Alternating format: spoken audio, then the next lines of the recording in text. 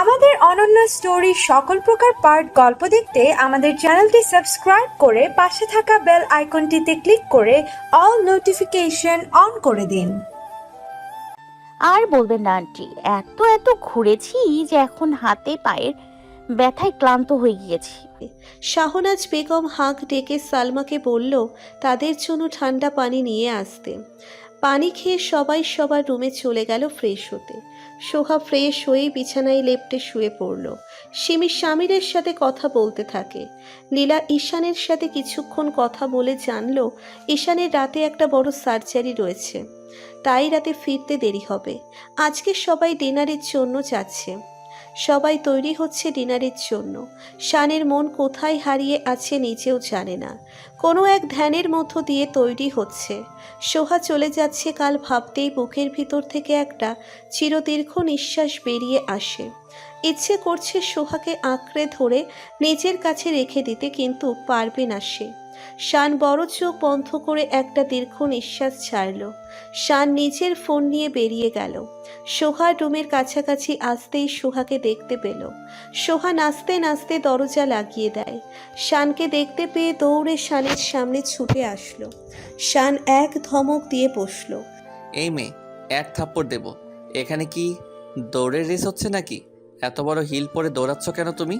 সোহা ক্ষেপে বলল। একটু সুন্দর করে কথা বলতে আসলাম আর আপনি কিছু বলার আগেই ধমক দিয়ে দিলেন। শান ভ্রু কুঁচকে বলে, আচ্ছা, এটাকে সুন্দর করে আসা বলে? আবারও প্রমাণ করে দিয়েছো তুমি একটা বাদর। তোমার এসব কাজ দেখে ধমক না দিয়ে পারাই যাবে না। সোহা মারাত্মক রেগে গেল, তাও রাগটা সংযত রেখে মুচকি হেসে বলল। আচ্ছা বলুন তো আমাকে কেমন লাগছে? সোহার কথায় শান সোহাকে পুরোপুরিভাবে খেয়াল করল। কালো একটা গাউন পরেছে, সোহাকে মারাত্মকভাবে মানিয়েছে। অপসরি থেকে কম লাগছে না। শান কিছুক্ষণ অপলকভাবে তাকিয়ে থাকে। সোহা তুড়ি বাজিয়ে বলে, এই যে বলুন না, খারাপ লাগলে এক্ষুনি চেঞ্জ করে ফেলবো। শান ভ্রু উঁচিয়ে বলে, আমাকে এসব জিজ্ঞেস করছো কেন তুমি? আমি কি হই তোমার? একটা পর ছেলেকে এসব জিজ্ঞেস করছো তুমি? সোহা ফ্যাল ফ্যাল করে তাকিয়ে থাকে। বিড়বিড় করে বলে, আমি তো এসব ভাবিনি। শান রেগে বলে, কি হয়েছে তোমার? মূর্তির মতো দাঁড়িয়ে আছো কেন? কি ভাবছো এখন? সোহা চড়ে চড়ে মাথা নেড়ে বলল। না কিছু না, আচ্ছা আমি যাই। শানের উত্তরের অপেক্ষা না করে আবার এক ছুটে নিচে চলে গেল। শান পেছন থেকে সোহাকে এভাবে ছুটতে না করলেও সোহা কানেই নিল না। নিচে এসে দেখে সবাই এসে পড়েছে। শান এক পলক ঘড়ির দিকে সবাইকে উদ্দেশ্য করে বলে, বের হও, না হলে লেট হয়ে যাবে। শাহনাজ বেগম এসে বলে, তোদের বাবার আর ঈশানেরই তো খোঁজ নেই, তারা কোথায়? নীলা এগিয়ে এসে বলে, মা আপনার ছেলে বলেছে হসপিটাল থেকে রেস্টুরেন্টে চলে যাবে আর বাবাও অফিস থেকে যাবে। স্বামীর বলল আপনি নিশ্চিন্তে চলুন। শাহনাজ বেগম ক্ষেপে বলে, একটা দিন, মাত্র একটা দিন ফুল ফ্যামিলি ডিনারে যাচ্ছি, সেটাতেও এই বাপ ছেলে দেরি করে আসবে। এদের নিয়ে কোথায় যাব আমি? কোথায়? আমার দুই ছেলে তো সব ছেড়ে ছুড়ে ফ্যামিলির জন্য চলে এসেছে, আর এরা আসতে পারছে না। আমার ছেলের থানায় কি কম কাজ থাকে নাকি? শাহনাজ বেগম রাগারাগি করতে করতেই বের হলো বাড়ি থেকে। একে একে সবাই গাড়িতে উঠে বসতেই গাড়ি রেস্টুরেন্টের উদ্দেশ্যে চলতে থাকে। স্বামীর কালই তাদের জন্য টেবিল বুক করে রেখেছিল রেস্টুরেন্টে। শান সোহা সহ সবাই আসতেই ম্যানেজার তাদের ওয়েলকাম করে তাদের বুক করা টেবিল দেখিয়ে দেয়। সবাই গিয়ে তাদের সিটে বসে পড়ে। খাবার অর্ডার করতে করতে মুশফিক চৌধুরী আর ঈশান এসে উপস্থিত হয়। শাহনাজ বেগম রাগ চাপা রেখে গম্ভীর গলায় বলল, দুজন না আসলেই তো পারতে। যেখানেই যাও, অফিস আর হসপিটালে থাকে, ঝুলে থাকবে দুজন। ঈশান অসহায়ের মতো চেহারা বানিয়ে বলে, সরি মা, আসলে এমার্জেন্সি একজন রোগী এসেছিল, তাই লেট হয়ে গিয়েছে। শাহনাজ বেগম কিছু না বলে চোখ মুখ শক্ত করে রাখে। মুশফিক চৌধুরী শানকে দেখে কিছুটা অবাক হয়। অবাক হয়ে জিজ্ঞেসি করে ফেলল, তুমি না আসবে না বলছিলে? শান মুশফিক চৌধুরীর চাহনি দেখে আমতা আমতা করে বলে, আমি আসবো না কখন বলেছি? আমি তো না করিনি। মুশফিক চৌধুরী আরও কিছু বলতে নিলেও নিজেকে আটকে নিল। শান আর চোখে সোহাকে দেখে চোখ সরিয়ে নিল। একে একে সবাই খাবার অর্ডার করে। খাবার আসার পর্যন্ত সবাই রেস্টুরেন্টে ছবি তুলতে থাকে। এখানকার পরিবেশটা ভালোই, আর রেস্টুরেন্টের বাইরে গার্ডেনের ভিউটা খুবই সুন্দর। সুইমিং পুলও রয়েছে। সোহা সব কিছু পর্যবেক্ষণ করছে, সাথে মুহূর্তগুলোর ছবি তুলে নিচ্ছে। সবার সাথে ছবি তুলতে তুলতে শানের সাথেও একটা আলাদা ছবি ওঠানো হয়ে গিয়েছে সোহার। সোহা সেটা খেয়াল না করলেও শান ঠিকই করেছে। রেস্টুরেন্টে সব জায়গায় শুদ্ধ কাপলই দেখা যাচ্ছিল। এর মধ্যে সোহার একজোড়া কাপলকে দেখে খুবই ভালো লাগলো, তাই লুকিয়ে লুকিয়ে ফটাফট কয়েকটা ছবি তুলে নিল। শান এসব দেখে এগিয়ে এসে বলে, কি করলে এটা? অন্যদের ছবি তুলছো কেন তুমি? সোহা চমকে ফোনটা পেছনে লুকিয়ে বলে উঠল। কোথায়? আমি তো কারোর ছবি তুলিনি। শান চোখ ছোট ছোট করে বলে, আমাকে মিথ্যা বলছো তুমি? সাহস কত বড় তোমার? আমি নিজের চোখে সব দেখেছি। সোহা ক্ষিপ্ত স্বরে বলে। তুলেছি, আপনার কি? সোহা রাগ দেখিয়ে সরে আসে সেখান থেকে। কিছুক্ষণ পর সবার খাবার এসে পড়তেই সবাই এসে নিজ নিজ জায়গায় বসে পড়ে। খেতে বসেও আর এক ঝামেলা হয়েছে শানের জন্য। তার সব খাবার ঝাল ছাড়া, যার জন্য সোহা মিটমিট করে হাসছে অনবরত। শান সেটা দেখে ভালো করে খেতেও পারছে না। শান বড়সড় চোখ রাঙানি দিতেই সোহা রেগে ভেঙচি দিয়ে নিজের খাবারে মন দেয়। শান এবার শান্তিতে খেতে থাকে। খাবার শেষ হতেই সবাই রেস্টুরেন্টের বাইরে গার্ডেনের ভিউ দেখতে চলে যায়। সোহা আইসক্রিম খেতে খেতে গার্ডেনে ঘুরছে। অনেকক্ষণ ঘোরাঘুরি করার পর শাহনাজ বেগম বলল, চলো সবাই, অনেক রাত হয়ে গেছে, বাড়ি ফিরতে হবে। ঈশান সায় দিয়ে বলল, হ্যাঁ, রাত হয়ে গিয়েছে, তোমরা চলে যাও। 2 গাড়ি নিয়ে আমি শানের সাথে জিপে করে চলে আসব। শান ঈশানকে বাধা দিয়ে বলল। ভাইয়া তুমি চলে যাও, আমি বিল পে করে দিচ্ছি। ঈশান আর একবার থেকে যেতে চাইলে নাইসা বলল। পাপ্পা, আমার সাথে চলো। সোহা এগিয়ে এসে বলল। আমি ওনার সাথে যাই, আর একটু থাকি আমি। সিমি ভ্রু কুচকে বলে, আবার কেন থাকবি তুই? এতক্ষণ থেকেও মন ভরেনি? অনেক রাত হয়েছে, চল। সোহা কাঁদো কাঁদো চেহারায় মুশফিক চৌধুরীর দিকে তাকাতেই তিনি সিমিকে বলল, শান, সোহাকে নিয়ে আসিস সাবধানে, আমরা চলে যাচ্ছি। শান মাথা নেড়ে সাই দিল। সবাই গাড়ি নিয়ে বেরিয়ে যায়। সোহা নাচতে নাচতে চারপাশে ঘুরতে থাকে। শান আলতো হেসে রেস্টুরেন্টে ঢুকে গেল। বিল পে করে এসে দেখে সোহা সুইমিং পুলে পা ডুবিয়ে বসে আছে। শান এগিয়ে এসে ধমক দিয়ে পড়ল, সোহা, এটা কি বাড়ি পেয়েছো? ওঠো এখান থেকে, অনেক রাত হয়েছে। সোহা শানের কথা কানে না দিয়ে আগের মতোই বসে থাকে। সোহা উঠছে না দেখে শান সোহার হাত ধরে জোর করে টেনে উঠালো। সোহা রেগে বলে, এই, আপনার সমস্যা কি? একটু শান্তিতে বসতে দিচ্ছেন না কেন? শান দাঁতে দাঁত চেপে বলে, এক থাপ্পড়ে সব দাঁত ফেলে দেব। এখন চলে যাব আমি, আর তুমি পানিতে পা ডুবিয়ে বসে থাকবে? সোহা মুখ ফুলিয়ে বলে, সব সময় বকেন কেন আপনি? একটু সুন্দর করে কথা বললে কি হয়? শান দীর্ঘশ্বাস ছেড়ে শান্ত গলায় বলল, ঠিক আছে বলছি, চলো এখন আমরা বাড়িতে যাচ্ছি। সোহা একগাল হাসি দিয়ে খুশিতে নাচতে নাচতে গাড়ির কাছে গিয়ে দাঁড়ায়, কিন্তু গাড়িতে উঠতে পারল না। তার আগেই রেস্টুরেন্ট থেকে চিৎকার করতেই কিছু লোকজন একজনের পিছনে দৌড়ে বেরিয়ে আসে। সামনের লোককে সম্ভবত ধরার চেষ্টা করছে। সোহা ভয় পেয়ে দৌড় দেয় শানের কাছে আসার জন্য, কিন্তু মাঝ রাস্তায় এক গগন ফাটানো চিৎকার দিয়ে মাটিতে বসে পড়ে সোহা। সবাই সেখানেই থমকে দাঁড়ায়। শান স্তব্ধ হয়ে যায় সোহার চিৎকার শুনে। শান দৌড়ে সোহার কাছে ছুটে যায়। সোহাকে এক হাতে নিজের বুকে জড়িয়ে ধরে অস্থির গলায় বলে, কি হয়েছে? চিৎকার করলে কেন?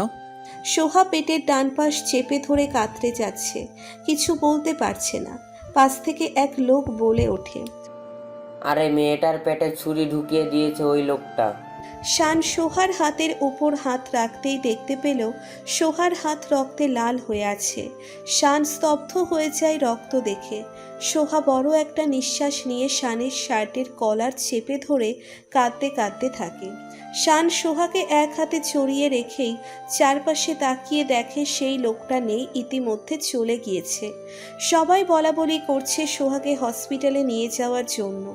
শান সোহাকে কোলে তুলে গাড়িতে বসিয়ে দিয়ে নিচে ড্রাইভার সিটে বসে পড়ে। গাড়ি স্টার্ট দিয়ে হসপিটালের রাস্তায় যেতে থাকে। শান ভেজা চোখে সোহার দিকে তাকালো। পেট চেপে ধরে কাতরাচ্ছে আর অনবরত কাঁদছে। শান সোহাকে টেনে নিজের কাছে নিয়ে আসে। সোহার মাথাটা নিজের বুকে চেপে ধরে কাঁপা কাঁপা গলায় বলল, কিছু হবে না তোমার সোহা, একটু অপেক্ষা করো প্লিজ, আমি হসপিটালে নিয়ে যাচ্ছি তোমায়। সোহা কাঁদতে কাঁদতে অনেক কষ্টের ঠোঁট নাড়িয়ে বলল। আমার অনেক ব্যথা করছে। সোহা পেট চেপে ধরে দাঁতে দাঁত চেপে রাখে। ব্যথায় নিঃশ্বাস নেওয়া কষ্ট হয়ে যাচ্ছে। অতিরিক্ত ব্লিডিং হচ্ছে দেখে শান সোহার আঘাত পাওয়া জায়গায় হাত রাখে। শানের হাতও কয়েক সেকেন্ডে রক্তাক্ত হয়ে যায়। শান ভেজা চোখে সোহার দিকে তাকায়। শান পুরো করিডোর জুড়ে পায়চারি করছে। নিজের বেহাল অবস্থা। শার্টের কলার হাতায় পুরো শার্টই রক্ত লেগে রয়েছে। কোট গাড়িতেই ফেলে রেখে এসেছে। এখনো মনে হচ্ছে শানের বুকে কেউ ছুরি চালাচ্ছে। শান না কাঁদতে পারছে আর না কোনোভাবে প্রকাশ করতে পারছে। সোহাকে আইসিইউতে নিয়ে যাওয়ার আগেই সোহা বলে দিয়েছে বাড়িতে কাউকে জানাতে না, তাই ইমনকে ডেকেছে এই রাত ভোর। শানের চোখ বেয়ে কয়েক ফোঁটা অশ্রু গড়িয়ে পড়ে। শান ইচ্ছে করছে চিৎকার করে কাঁদতে, কিন্তু পারছে না। এর মাঝেই ইমন দৌড়ে আসলো শানের কাছে। আইসিইউয়ের দরজার দিকে একবার তাকিয়ে শানের সামনে হাঁটু গেড়ে বসে চিন্তিত হয়ে বলে, কিভাবে হয়েছে এসব শান? শান ইমনের দিকে একবার ছলছল চোখে তাকিয়ে চোখ ফিরিয়ে আবার হাতে লেগে থাকা রক্তের দিকে তাকিয়ে চড়ানো গলায় বলল, কি হয়ে গেল এটা? আমি বুঝতে পারছি না এখনো। সোহার অনেক কষ্ট হচ্ছে ইমন। সোহা ব্যথায় অনেক কাঁদছিল। ইমন শানকে শান্ত করার চেষ্টা করে, কিন্তু শান উঠে গিয়ে দেওয়ালে ঘুষি দিতে থাকে। ইমন শানকে অনেক কষ্টে আটকে রেখে বলে, সোয়ার কিছু হবে না শান, একটু শান্ত হ তুই, আর কিছুক্ষণ অপেক্ষা কর তুই, এখনই ডক্টর চলে আসবে। শান গিয়ে আইসিইউয়ের সামনে দাঁড়িয়ে থাকে। হঠাৎ ফোন বেজে উঠতেই শানের বাড়ির খেয়াল আসে। চটজলদি ফোন বের করে দেখে বাড়ি থেকেই ফোন এসেছে। শান ঢোক গিলে একবার ফোনের দিকে তাকায়, আবার অসহায় চোখে ইমনের দিকে তাকালো। সোহা বাড়িতে কিছু না জানাতে বলেছে। কি করবে বুঝতে পারছে না শান। ফোন বাজতে বাজতে কেটে গিয়েছে। দ্বিতীয়বার আবারও ফোন আসলো। ইমন ইশারায় ফোন রিসিভ করতে বলল। শান চোখ মুখ মুছে গলা ছেড়ে ফোন রিসিভ করতেই ঈশানের চিন্তিত গলা শোনা গেল, কিরে কোথায় তোরা? কতক্ষণ হয়ে গেছে, খেয়াল আছে তোর? কখন আসবি তুই? শান ঢোক গিলে বড় একটা নিঃশ্বাস নিয়ে চোখ বন্ধ করে বলতে থাকে, আসার সময় সোহা অনেক জোর করছিল ওর ফ্রেন্ড ইতির বাড়িতে যাবে, তাই নিয়ে আসতে হলো। সোহা নাকি আজ এখানেই থাকবে, আর আমার একটা ইম্পর্টেন্ট কেস এসেছে, তাই আমি থানায় চলে যাচ্ছি। আজ আর কেউ ফিরছি না। ঈশান অবাক হয়ে বলে, আগে জানাবি তো নাকি? সবাই চিন্তা করছিল। শান ঢোক গিলে বলল, প্লিজ ভাইয়া, সবাইকে একটু সামলে নাও। আমি সোহাকে নিয়ে কাল যে কোনো সময় আসবো। আর সোহার টমি আছে না, ওর একটু খেয়াল রেখো। শান কথা শেষ করেই কল কেটে দিল। কপালে হাত দিয়ে বসে পড়ে শান। ইমন শানের কাঁধে হাত রেখে বলে, এত চিন্তা করছিস কেন তুই? হসপিটালে নিয়ে এসেছিস ঠিক সময়ে, ডক্টর তো দেখছে, সব ঠিক হয়ে যাবে। শানের হঠাৎ সেই লোকটার কথা মনে পড়ল। শানের অগ্নিশিখার মতো চাহনি দেখে ইমন কিছুটা ভয় পেয়ে গেল। শান দাঁতে দাঁত চেপে বলে, ওই লোকটাকে আমি একদমই ছাড়বো না। সেই রেস্টুরেন্ট থেকে কালকে সব সিসিটিভি ফুটেজ কালেক্ট করে ওই লোকটাকে খুঁজে বের করার দায়িত্ব তোর। আর ওকে জাহান্নামের কাছ থেকে ঘুরিয়ে নিয়ে আসবো আমি। ইমন মাথা নেড়ে সাই দেয়। আইসিইউয়ের দরজা খুলে দুইজন নার্স বের হয়। শান আর ইমন এগিয়ে যায়। ডক্টর বের হতেই শান অস্থির হয়ে জিজ্ঞেস করলো, ডক্টর, সোহা কেমন আছে? ডক্টর চোখ মুখ কালো করে বলে, ভাগ্য ভালো থাকায় পেশেন্ট ভালো আছে বলা যায়। ছুরিটা খুবই ধারালো ছিল, তাই পেটের আঘাতটা বেশি লেগেছে। তবে ভাগ্যক্রমে কিডনিতে আঘাত লাগেনি, সেলাই করা হয়েছে। তবে আরেকটা প্রবলেম হয়েছে। শান ছলছল দৃষ্টিতে তাকিয়ে ঢোক গিলে বলল, আর কি প্রবলেম ডক্টর? ডক্টর নিচু স্বরে বলে, বিয়ের পর ওনার কনসেপ্ট করা কঠিন হতে পারে, আর কনসেপ্ট করলেও প্রেগনেন্সি টাইম খুবই কমপ্লিকেটেড হবে। আরেকটা কথা, ওনার আগামী 1 মাস ভালো করে খেয়াল রাখবেন। আঘাত শুকিয়ে না যাওয়া পর্যন্ত রিস্ক রয়েছে। ডক্টর কথা শেষ করেই চলে যায়। কেবিন থেকেও আরও একজন ডক্টর আর নার্স চলে গেল। শান মাথায় হাত দিয়ে বসে পড়ে। ইমন শানকে কি বলে সান্ত্বনা দেবে বুঝতে পারছে না। আর কেউ জানুক আর না জানুক, ইমন ভালো করেই জানে শান সোহাকে কতটা ভালোবাসে। কিন্তু শান ইমন ছাড়া আর কাউকে কখনো নিজের মনের কথা বুঝতে দেয়নি। ইমন শানের কাঁধে হাত রেখে বলে, বাড়িতে কি জানাবি? শানের গলা যেন কেউ ধরে রেখেছে। গলা দিয়ে কথা বের হচ্ছে না। কান্নাগুলো তলা পাকিয়ে সব গলায় এসে আটকেছে। তাও ঢোক গিলে কম্পিত কণ্ঠে বলে, এত বড় কথা লুকানোর শক্তি আমার নেই। সকাল হলেই জানাবো কিভাবে কি হয়ে গেল না। কিছুক্ষণ আগেও মেয়েটা আমার বকা শুনে মুখ ফুলিয়ে রেখেছিল, হাসছিল, আর এখন বেডে শুয়ে রয়েছে। আমি মুখ দেখাবো কি করে ওকে? আমি কাছে থাকতেও ওর এই অবস্থা। ইমন অসহায় গলায় বলল, তুই এভাবে ভেঙে পড়লে কি করে হবে বল? বাড়ির সবাইকে কি করে জানাবি তুই এসব? নিজেকে ঠিক কর আর চল সোহাকে দেখে আসবি। সোহাকে দেখতে যাওয়ার কথা শুনে শান ইমনের সাথে উঠে গেল। কেবিনে ঢুকে দেখে সোহাকে স্যালাইন দেওয়া হয়েছে। শান কিছু বলার আগেই ইমন সোহার পাশে একজন নার্সকে দেখে বলল, সোহাকে স্যালাইন দেওয়া হয়েছে কেন? নার্স গম্ভীর গলায় বলল, এত পরিমাণ ব্লিডিং হয়েছে, স্যালাইন দেবে না তো কি জুস দেবে? ইমন তপ্তা খেয়ে যায় নার্সের কথা শুনে। শান বোকার মতো ইমনের দিকে তাকালো। ইমন ভ্রু কুঁচকে বলে, এই যে মিস, সুন্দর করে কথা তো বলতে পারেন না। নার্স তেড়ে এসে বলল, এই যে মিস্টার, আমাকে কিছু বলার আগে নিজেদের কাজ ঠিক করুন। আপনার এই যে এক বন্ধু নিজের বউকে একটা আঘাতের থেকে রক্ষা করতে পারল না।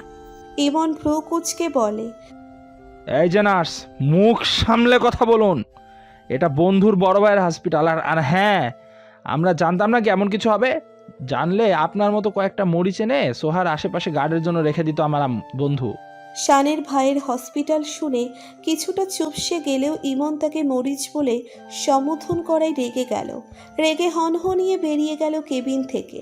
শান নিঃশব্দে হেসে সোহার পাশে একটা চেয়ার টেনে বসল।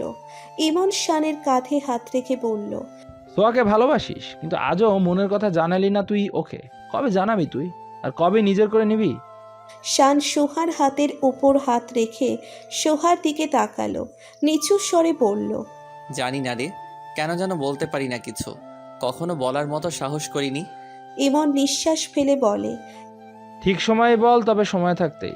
এমন যেন না হয় তোর কথাগুলো বলার জন্য ঠিক সময়টাই হারিয়ে যায়। আমি বাইরে আছি, তুই থাক এখানে। ইমন বেরিয়ে যেতেই শান সোহার দিকে ছলছল দৃষ্টিতে তাকালো। সোহার আঘাতপ্রাপ্ত জায়গার উপর হাত রাখতেই সোহা ঘুমের মধ্যে কেঁপে ওঠে। শান হাত সরিয়ে নিল সাথে সাথে। উঠে দাঁড়িয়ে কিছুটা ঝুঁকে সোহার কপালে কিছুক্ষণ সময় নিয়ে ঠোঁট ছুঁয়ে শানের চোখ থেকে কয়েক ফোঁটা পানিও গড়িয়ে পড়ল সোহার কপালে। শান আবারও চেয়ারে বসে সোহার হাত ধরে রাখে আলতো করে। রাত 4টে বাজে। এর মাঝে শানের এক ফোঁটা ঘুম হয়নি। ইমন বারবার এসে দেখে যাচ্ছে। শান এক ধ্যানে সোহার দিকে তাকিয়ে রয়েছে। হঠাৎ খেয়াল করলো সোহার চোখ নড়ছে। শান সোহার হাত ছেড়ে বসল।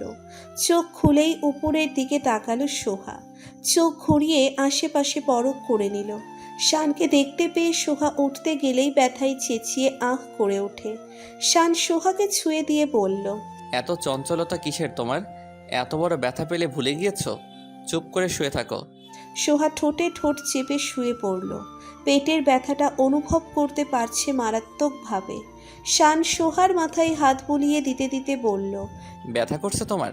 সোহা মলিন হাসি দিয়ে বলল, আঘাত যখন পেয়েছি তখন তো ব্যথা করবেই। শান অপরাধী চাহনি দিয়ে তাকিয়ে থাকে। সোহা হঠাৎ আকুলতা ভরা দৃষ্টি নিক্ষেপ করে বলল, বেশি ব্যথা করছে আমার, ডক্টরকে ডাকুন না। শান দৌড়ে বেরিয়ে গেল ডক্টরের কাছে। ডক্টর সোহা ব্যথার ইনজেকশন দিতেই ব্যথা না কমলেও মারাত্মক ব্যথা থেকে কিছুটা কমে আসে। সোহা শানকে জিজ্ঞেস করে, বাড়িতে জানাননি তো? শান মাথা নিচু করে বলে, জানাইনি, তবে রাত শেষ হলেই সবাইকে জানাবো। সোহা আতকে বলে, আরে আমি বললাম তো কাউকে জানাবেন না। শান রেগে দাঁড়িয়ে গেল, রাগান্বিত স্বরে বলে, এটা লুকানোর মতো কোনো কথা না। এইটুকু সেন্স নেই তোমার? এত বড় অ্যাক্সিডেন্ট হয়ে গেল আর কাউকে জানাবো না আমি? না জানালেও জেনে যাবে সবাই, তখন সবাই কষ্ট পাবে এত বড় কথা লুকানোতে। তাই সবাইকে জানাতে হবে এটা। আর একটাও কথা বলবে না আমার কথার উপর। সোহা মাথা নুইয়ে শুয়ে থাকে। বাড়ির সবাই হসপিটালে এসে পড়েছে। সোহার বাড়িতেও জানানো হয়েছে। শানের মা আর সোহার মা বসে বসে কাঁদছে। ঈশান অনেক রেগে আছে। তারই হসপিটালে সোহা ভর্তি, অথচ তাকেই কেউ কিছু জানায়নি। ঈশান এক নাগাড়ে শান আর সোহাকে বুকে যাচ্ছে আগে না জানানোর জন্য। দুজন চুপচাপ বকা শুনে যাচ্ছে।